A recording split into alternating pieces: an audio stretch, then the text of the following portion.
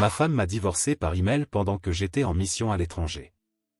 Elle a vidé notre compte commun et a installé son nouveau copain dans notre maison. J'ai répondu calmement, compris. Quand elle a réalisé ce que j'avais fait, il était déjà trop tard.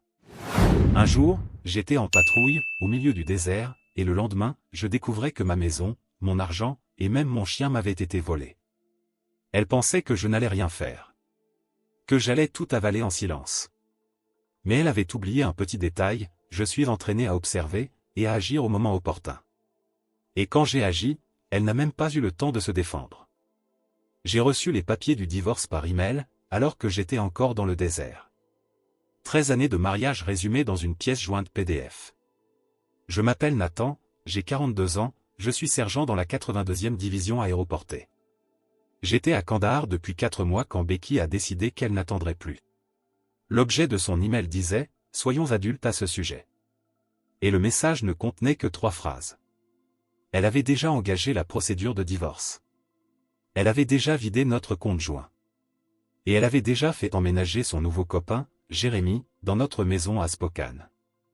J'ai relu l'email 2 fois, j'ai fermé l'ordinateur portable, j'ai pris une douche dans les sanitaires collectifs, je me suis préparé pour ma garde, et je n'ai parlé à personne. Quand je suis revenu à la caserne ce soir-là, j'ai répondu avec un seul mot. Compris. C'est tout? Pas de dispute. Pas de supplication.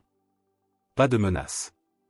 Wilson, mon compagnon de lit superposé, a tout de suite compris que quelque chose clochait. « Tout va bien, mec ?» m'a-t-il demandé sans lever les yeux de son livre. « Ouais, ça va. Juste des trucs à la maison. » Il a hoché la tête, et on n'en a plus parlé. Les militaires savent quand il faut laisser l'autre tranquille. La vérité, c'est que je n'étais pas surpris. 6 mois avant la mission, les choses avaient déjà commencé à changer. Des petits détails, Becky ne me demandait plus comment s'était passée ma journée, elle faisait des heures sup au cabinet dentaire où elle bossait comme réceptionniste, elle allait à la salle de sport 3 fois par semaine, mais ne semblait jamais transpirer. Des vêtements neufs. Des amies nouvelles que je n'avais jamais rencontrées. De nouveaux mots de passe sur son téléphone. Je ne l'ai pas confrontée. Je n'ai pas fouillé dans ses messages ni commencé à la suivre. Je ne suis pas ce genre d'homme. Mais je ne suis pas aveugle non plus. Alors j'ai pris quelques précautions, discrètement. Rien de dramatique, juste de la prévoyance. J'ai mis des documents importants dans un coffre de l'autre côté de la ville, acte de naissance, certificat de mariage, titre de propriété de la maison, qui était uniquement à mon nom, grâce au prêt de la VA, et mes papiers de prestation militaire. J'ai aussi mis la montre de mon grand-père et l'argenterie de ma mère au même endroit, des objets à valeur sentimentale. J'ai ouvert un autre compte dans une banque différente, et j'ai commencé à y verser une partie de mon salaire. Pas assez pour qu'elle le remarque, mais suffisamment pour ne pas devoir repartir de zéro si tout s'écroulait. La veille de mon départ, elle m'a enlacé à l'aéroport et m'a dit « Prends soin de toi, d'accord ?» Ses yeux étaient secs, comme si elle disait au revoir à un collègue, pas à son mari qui partait à la guerre. J'aurais dû comprendre à ce moment-là. Mais une partie de moi voulait encore croire que je me trompais. Je ne me trompais pas. Ce que Becky ne savait pas, c'est que je m'étais préparé pour ce moment. Et ce qu'elle ne comprenait pas, c'est que je ne commence jamais les conflits. Mais je les termine toujours. J'ai rencontré Becky lors d'un barbecue chez un ami, en 2010. J'étais entre 2 missions, logé chez mon pote Jason à Spokane. Elle terminait des études d'infirmière, mais avait finalement choisi de bosser dans un cabinet dentaire, moins de stress, disait-elle. On s'est mariés 8 mois plus tard. Becky disait souvent qu'elle était fière de mon service, même si elle n'a jamais vraiment compris ce que ça impliquait. Son père était directeur de banque. Son frère, pharmacien. Aucun lien avec la vie militaire dans sa famille. Elle me demandait quand j'allais me trouver un vrai boulot, sans comprendre qu'après 15 ans, l'armée, ce n'était pas juste un boulot, c'était ma carrière. C'était là que je me sentais à ma place. On a acheté notre maison en 2014. Rien d'extraordinaire, mais c'était chez nous. 3 chambres, un petit jardin, un quartier calme. Le prêt immobilier était uniquement à mon nom, grâce au prêt VA, mais j'avais mis son nom à elle sur l'acte de propriété. Parce que c'est ce que font les couples, ils partagent. Mon père est mort 1 an après notre mariage, d'une crise cardiaque en pelletant de la neige. Ma mère est décédée 3 ans plus tard, cancer des poumons, alors qu'elle n'avait jamais fumé. Ils m'ont laissé un peu d'argent. Pas une fortune, mais assez pour rembourser nos prêts étudiants et constituer une épargne. Je suis parti en mission 4 fois pendant notre mariage, 2 fois en Irak, 2 fois en Afghanistan. Et à chaque retour, Becky semblait plus distante, plus agitée, comme si elle jouait un rôle qui ne lui correspondait plus. Je ne me suis pas mariée pour être femme de militaire, m'a-t-elle dit un jour, quand j'ai parlé de résigner pour 4 ans. J'en ai marre d'être toujours toute seule. J'ai compris. Vraiment.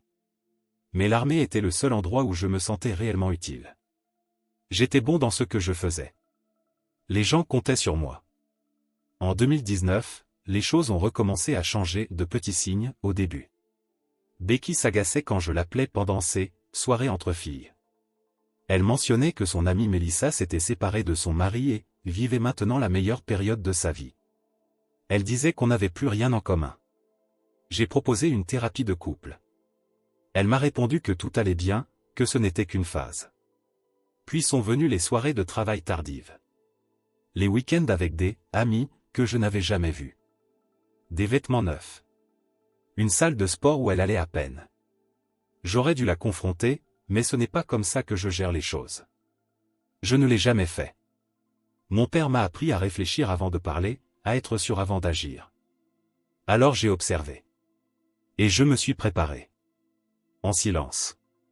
Parce que mon instinct me disait que quelque chose se préparait. Et dans l'armée, on apprend à faire confiance à son instinct. 2 semaines après avoir reçu l'email du divorce, j'étais au mess quand mon téléphone a vibré. Notification de l'appli bancaire. Encore un retrait, 88 500 $. Presque tout ce qui restait. J'ai posé ma fourchette et ouvert l'appli. Le solde du compte commun, 22,37 $. L'épargne, 47 000 $ économisés au fil des ans, avait disparu. Transféré vers un compte qui n'était pas le nôtre. J'ai à peine reconnu Murphy, un gars de mon unité, quand il m'a regardé. Mauvaise nouvelle ? A-t-il demandé.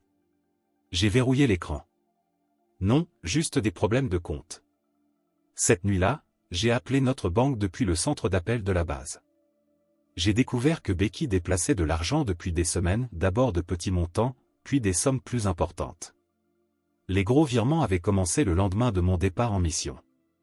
J'ai raccroché, et je suis resté un long moment dans le couloir, à regarder les autres soldats rire, appeler leurs enfants, leurs femmes, leurs parents, la vie normale qui continuait autour de moi, pendant que la mienne s'effondrait.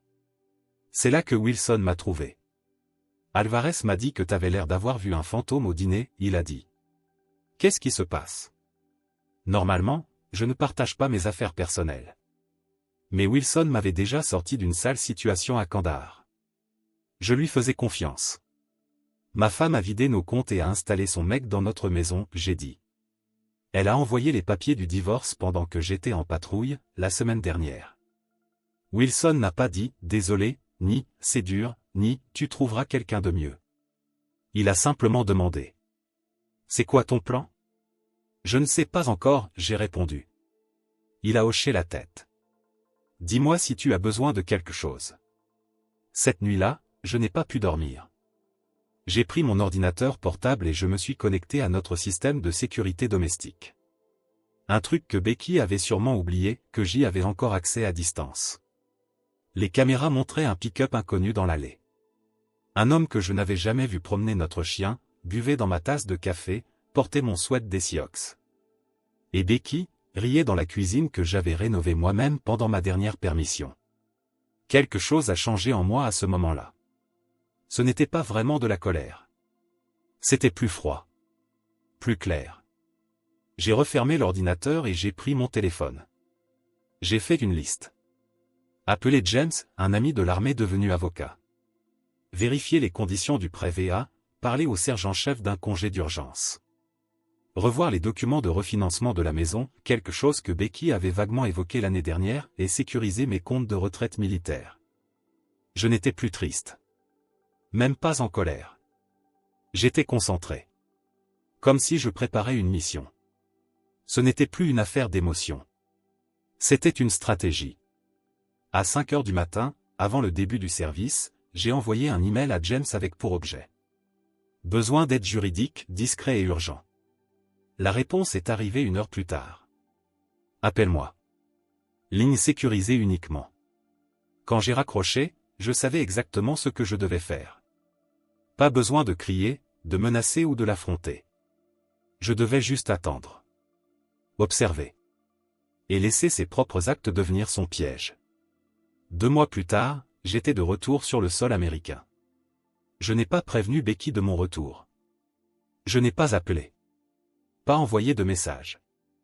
Je me suis installé dans un motel au centre-ville de Spokane, sous un autre nom, et j'ai contacté James. On s'est retrouvé dans un dîner à une dizaine de kilomètres de la ville. T'as l'air détruit, il a dit, en s'asseyant à la banquette.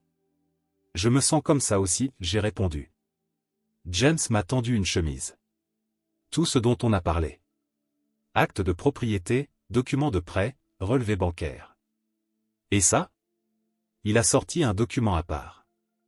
J'ai trouvé quelque chose d'intéressant en fouillant dans tes finances. C'était une demande de refinancement, avec ma signature. Sauf que, ce n'était pas ma signature. Du moins, pas exactement. Quelqu'un avait essayé de l'imiter, mais avait fait des erreurs. L'initiale du milieu était incorrecte, et le trait était différent du mien. C'est Becky qui a fait ça? Ai-je demandé, même si je connaissais déjà la réponse. James secoua la tête. Il y a 3 mois. Elle a utilisé la valeur du marché de la maison pour emprunter 330 000 $. Ta signature était nécessaire, puisque le prêt VA est uniquement à ton nom. Donc elle a falsifié ma signature, pris un prêt sur notre maison, vidé nos comptes, puis demandé le divorce. Une femme bien occupée, dit James. Mais ce n'est pas tout. Elle a inscrit son petit ami comme co-emprunteur. Jérémy? Lui-même. Casier judiciaire. 2 contraventions pour conduite en état d'ivresse et une accusation de fraude en 2019. J'ai pris une grande inspiration. Et quelles sont mes options? Plusieurs, répondit James. Mais d'abord, tu dois décider ce que tu veux vraiment. J'ai réfléchi un moment. Je veux ce qui me revient de droit. Et je veux qu'elle comprenne les conséquences de ses actes. James sourit. Alors voici ce qu'on va faire. Le lendemain, je suis passé en voiture devant notre maison. Le pick-up de son petit ami n'y était pas, mais la voiture de Becky oui. Je me suis garé dans la rue derrière et j'ai observé un moment. J'ai pensé frapper à la porte, la confronter sur le champ.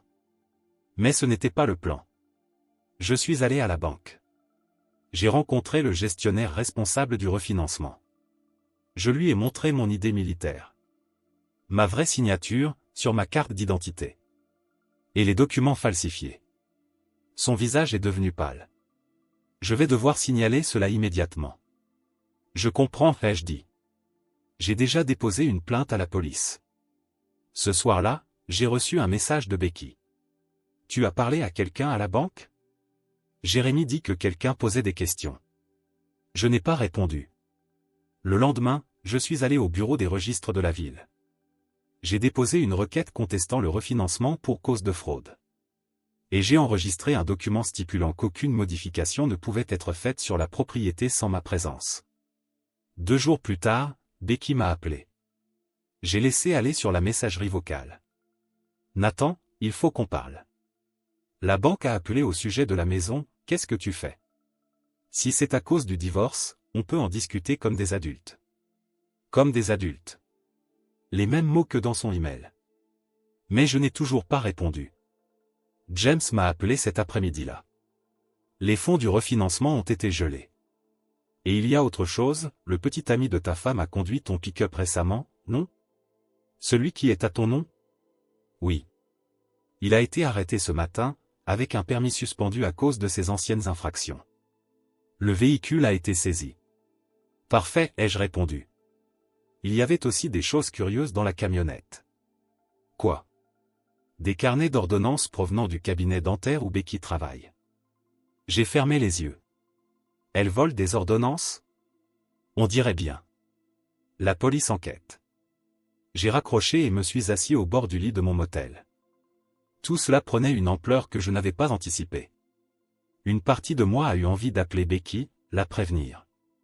De vieux réflexes. Mais je me suis rappelé les images de la caméra de sécurité. Ma maison, mon chien, ma vie, donnée à un autre comme si je ne comptais pas. Non. C'était la voie à suivre, maintenant. Je ne pouvais plus reculer.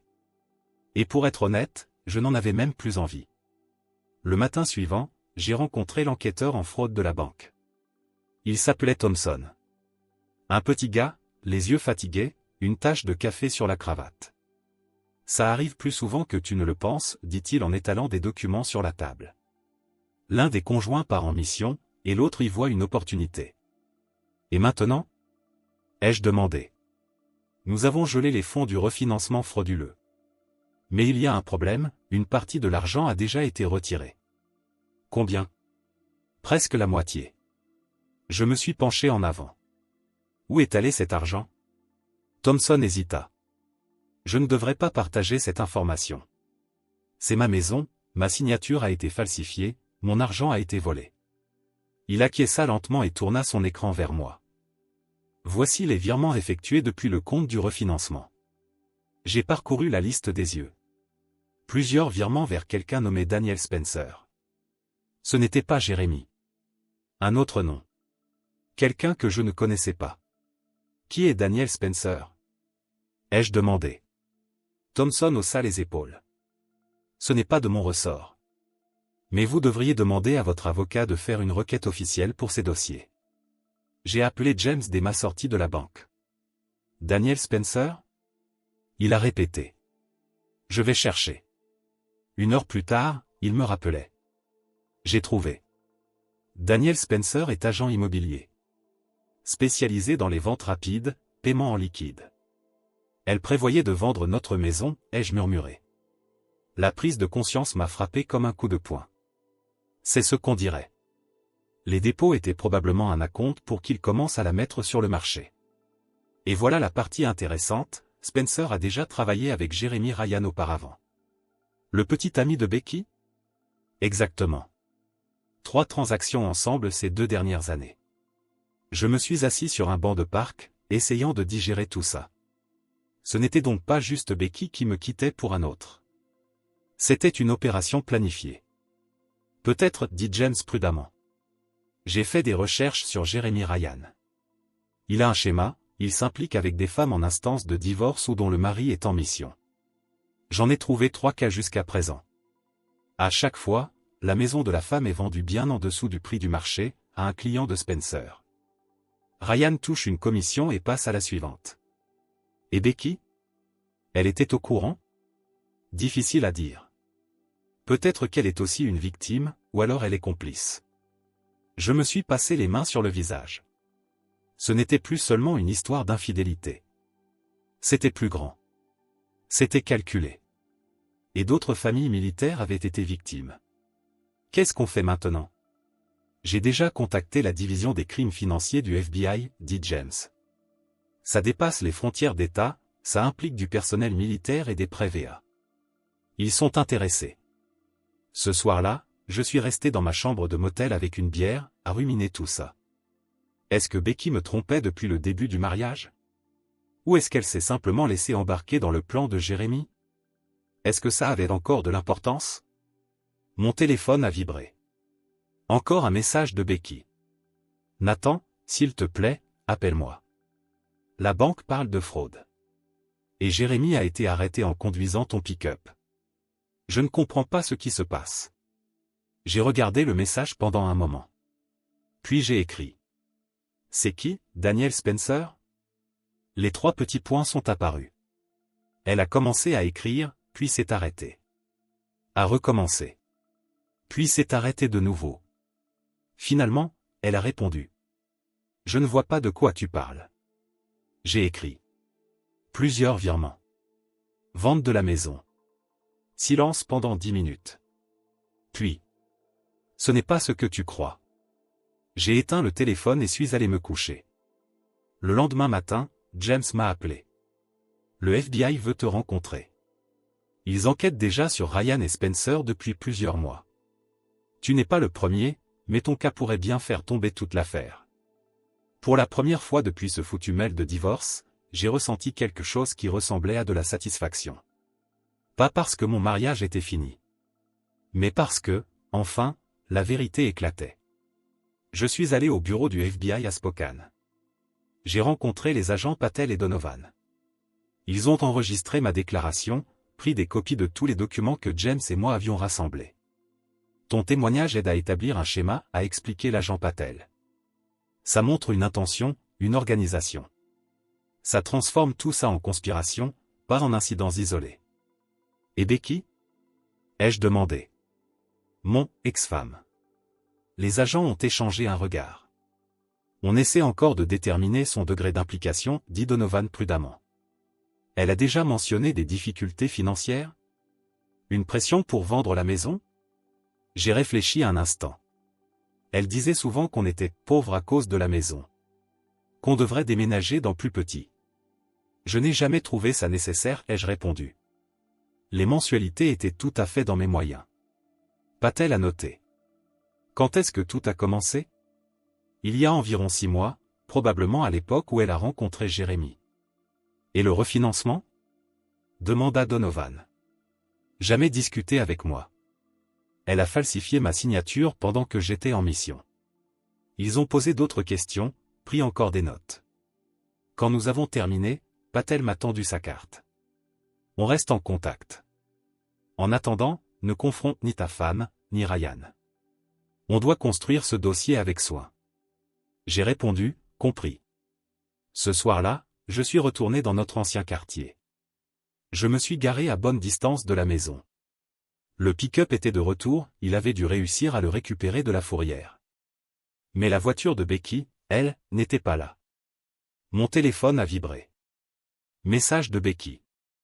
On doit parler en personne. Rejoins-moi demain au Riverfront Park. J'ai montré le message à James pendant le petit déjeuner, le lendemain. N'y va pas, m'a-t-il conseillé. Rien de bon ne peut sortir de cette discussion maintenant. Je sais. Je n'irai pas, ai-je répondu. Mais je veux voir ce qu'elle va faire aujourd'hui, en pensant que je vais la retrouver. Nous sommes allés à la maison à 9h30. Garé de l'autre côté de la rue. À 9h45, Becky est sortie, est montée dans sa voiture, et est partie en direction du Riverfront Park. Et maintenant? Demanda James. Maintenant, on attend, ai-je répondu. 20 minutes plus tard, une voiture s'est arrêtée devant la maison. Un logo d'agence immobilière sur la portière. Daniel Spencer. Jérémy est sorti pour l'accueillir. Ils ont discuté sur le pas de la porte, puis sont entrés ensemble. On les suit? Demanda James. J'ai secoué la tête. Pas besoin. J'ai installé des caméras de sécurité l'année dernière. À l'intérieur et à l'extérieur. Elles enregistrent tout sur le cloud. James a souri. Tu ne m'avais pas dit ça. Jusqu'ici, ce n'était pas nécessaire, ai-je dit en sortant mon téléphone. J'ai ouvert l'appli de sécurité et tourné l'écran vers James. Spencer et Jérémy étaient dans le salon. Spencer prenait des photos. Jérémy pointait des détails dans la maison. J'ai monté le volume. Elle sera en ligne d'ici la fin de la semaine, disait Spencer. J'ai déjà un acheteur intéressé. Paiement comptant, comme toujours. Combien? Demanda Jérémy. 420 000 $. On liste à 470 000, il propose 420. Tout le monde est content. Et le mari? Becky a dit qu'il était un obstacle. Spencer haussa les épaules avec mépris. Les militaires, c'est tous les mêmes. Ils crient, mais au final, ils ont une mission, un devoir. Il acceptera un accord juste pour que ça se termine. Je me suis tourné vers James. Tu filmes tout ça? Il était déjà en train d'enregistrer la vidéo de la caméra avec son propre téléphone, chaque mot. J'ai envoyé l'accès à la vidéo à l'agent Patel, accompagné d'un simple message. C'est en train de se passer. 30 minutes plus tard, la maison était encerclée par des véhicules du FBI.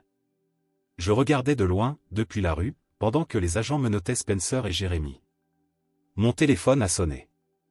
C'était l'agent Patel.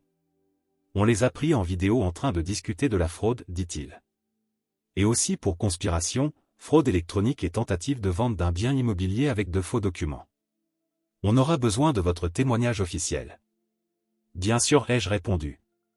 Ah, et Monsieur Brigg, votre épouse vient d'arriver sur les lieux. Elle est bouleversée. J'ai regardé au bout de la rue. Becky était là, debout sur notre pelouse, les mains sur la bouche, en train de regarder les agents du FBI sortir des cartons de documents de notre maison. Qu'est-ce qui va lui arriver? Ai-je demandé. Ça dépend, répondit Patel. De ce qu'elle savait, et de ce que vous voulez.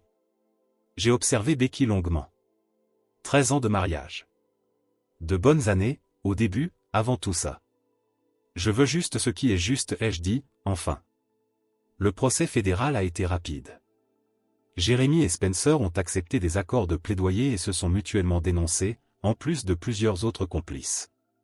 Leur opération, au final, touchait 3 États et visait les familles de militaires. Becky a continué à dire qu'elle ne savait rien de toute l'organisation. Elle a dit que Jérémy lui avait fait croire que je cachais de l'argent et que je comptais l'abandonner sans rien. Elle a dit que l'idée du refinancement venait de lui, et qu'elle avait juste suivi le plan. Peut-être que c'était vrai. Ou peut-être pas. Quoi qu'il en soit, elle a accepté un accord. Remboursement total de l'argent volé, renoncement à tout droit sur la maison ou ma retraite militaire, aveu écrit de la falsification de ma signature. En échange, je ne l'ai pas poursuivi en justice. Le divorce a été finalisé 6 mois après ce mail à Kandahar. Sans faute. Une fin propre. Vu les circonstances, c'était la meilleure issue possible. Le jour où j'ai signé les derniers papiers, j'ai reçu un appel de l'agent Patel. Jérémy Ryan a été condamné aujourd'hui. 8 ans pour fraude, conspiration et usurpation d'identité. Et Spencer? 12 ans. Je me suis dit que vous aimeriez le savoir. Merci, ai-je répondu. Et une dernière chose, ajouta-t-il. On a trouvé des preuves qu'ils avaient fait ça à 11 autres familles de militaires. Votre cas nous a aidés à établir le schéma. Grâce à vous, ces familles vont peut-être pouvoir récupérer leur argent. Après avoir raccroché, je suis resté assis sur le porche de mon appartement en location, regardant le soleil se coucher. Pensant à toutes ces autres familles. Des hommes partis en mission, convaincus que leur maison et leur mariage étaient en sécurité, pour revenir et ne retrouver que le vide. Je n'avais jamais prévu d'être celui qui ferait tomber Jérémy et Spencer. Je voulais juste récupérer ce qui m'appartenait. Mais parfois, les choses prennent un tournant qu'on n'attend pas. Mon téléphone a vibré. Message de Becky. Je n'ai jamais voulu que ça se termine comme ça. Je n'ai pas répondu. Il n'y avait plus rien à dire. 1 an plus tard, j'ai vendu la maison. Je ne pouvais plus y vivre. Trop de souvenirs. Trop de trahisons enfermées dans ces murs. J'ai utilisé l'argent pour acheter une cabane simple près de Missoula, dans le Montana. 2 chambres, 4 hectares de terrain, un ruisseau qui traverse l'arrière. Pas de voisins à des kilomètres à la ronde. J'ai pris ma retraite anticipée de l'armée. 20 ans, c'était suffisant. J'avais déjà tout donné. J'ai adopté un chien, un berger allemand nommé Scout. J'ai commencé à faire un peu de menuiserie pour les gens du coin. Rien de compliqué, juste de quoi garder les mains occupées et payer les factures. Ma pension militaire couvrait le reste. Parfois, je pensais à Becky. Je me demandais ce qu'elle était devenue. James avait entendu dire qu'elle était retournée dans sa ville natale, en Oregon, travaillant dans un autre cabinet dentaire, recommençant sa vie, j'imagine. Je ne ressentais plus de colère envers elle, pour être honnête. Je ne ressentais plus rien. Elle avait fait ses choix. Moi, les miens. Un soir, j'ai reçu une lettre d'une femme de Fort Worth. Son mari était dans la marine, en mission, quand Jérémy et Spencer avaient tenté de lui faire le même coup. Le FBI lui avait donné mon nom comme faisant partie de l'enquête. La lettre disait : « Vous ne me connaissez pas, mais vous avez sauvé notre foyer. Merci. Vous vous êtes battu, alors qu'il aurait été plus facile d'abandonner. » Je l'ai lu 2 fois, puis je l'ai accroché sur la porte du frigo. Et les jours où le silence devenait trop fort, ou quand les souvenirs commençaient à peser, je regardais cette lettre et je me rappelais que, malgré toute cette merde, quelque chose de bon en était sorti. La dernière fois que j'ai eu des nouvelles, Jérémy était toujours en prison. Spencer aussi. Le système avait fonctionné. Cette fois, au moins. Et moi, j'avançais. Un jour calme à la fois, construisant quelque chose de nouveau. Quelque chose qu'on ne peut pas me voler, ni falsifier, ni trahir. Quelque chose qui, pour la première fois depuis longtemps, m'appartenait vraiment. Commentaire Monsieur Reddit. Cette histoire m'a vraiment fait réfléchir. Parfois, la trahison n'est pas seulement émotionnelle, mais aussi financière et cela peut complètement détruire la vie de quelqu'un. Le protagoniste a dû faire face à un divorce injuste et tout reconstruire après avoir été trahi par des personnes en qui il avait confiance. Au final, il a transformé sa douleur en quelque chose de plus grand, en aidant d'autres familles sans même le savoir. C'est un rappel puissant que, même dans les pires situations, la vérité peut triompher et la justice aussi. Et vous, qu'avez-vous pensé de cette histoire? Dites-moi tout en commentaire, j'ai hâte de vous lire. Si vous avez aimé la vidéo, laissez un like et n'oubliez pas de vous abonner à la chaîne pour plus d'histoires et de discussions intrigantes. Et n'oubliez pas d'écouter notre podcast pour plus d'histoires inspirantes comme celle-ci, le lien est dans la description et dans la carte à l'écran. Merci d'avoir regardé et à la prochaine.